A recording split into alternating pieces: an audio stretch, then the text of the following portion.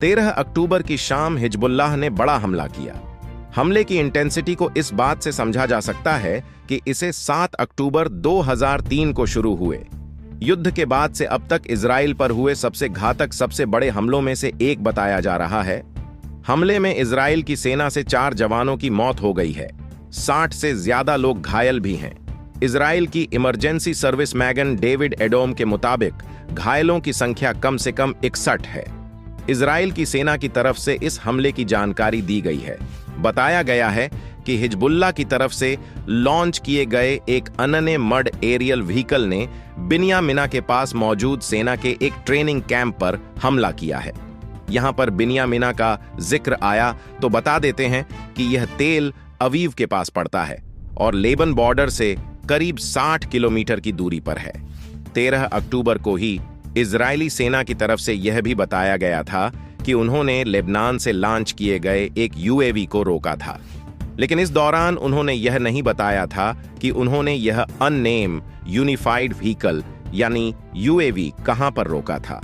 इस हमले के बाद इजराइल के एयर डिफेंस सिस्टम पर भी सवाल उठ रहे हैं।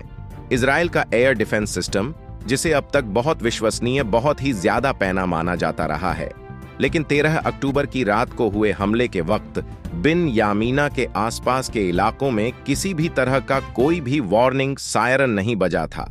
सीएनआई की रिपोर्ट के मुताबिक हिजबुल्लाह ने हमले को लेकर तमाम दावे भी अपने किए हैं।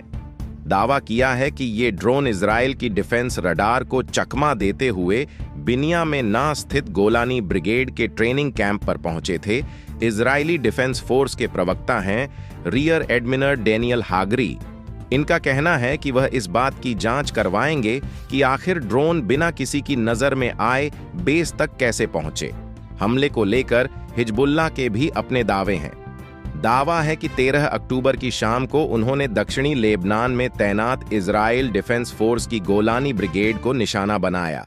साथ ही यह भी बताया कि इन लोगों ने इजराइल के एयर डिफेंस सिस्टम को उलझाने के लिए उत्तरी इजराइल के नहारियां और एकर शहर की तरफ रॉकेट दागे थे और बिन्यामिना में ड्रोन से यह हमला किया गया, यानी एक तरह का चकमा दिया गया।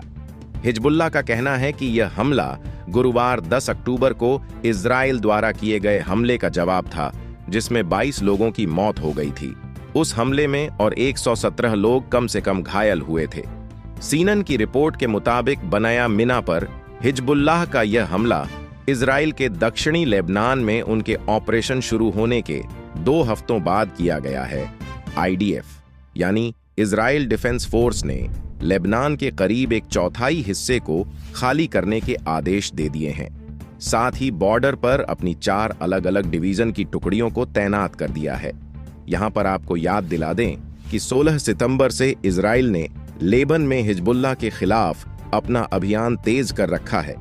तभी से लेबनोन में अब तक 1500 से ज्यादा लोगों की मौत हो चुकी है। वहीं 8000 से ज्यादा लोग घायल बताए जा रहे हैं।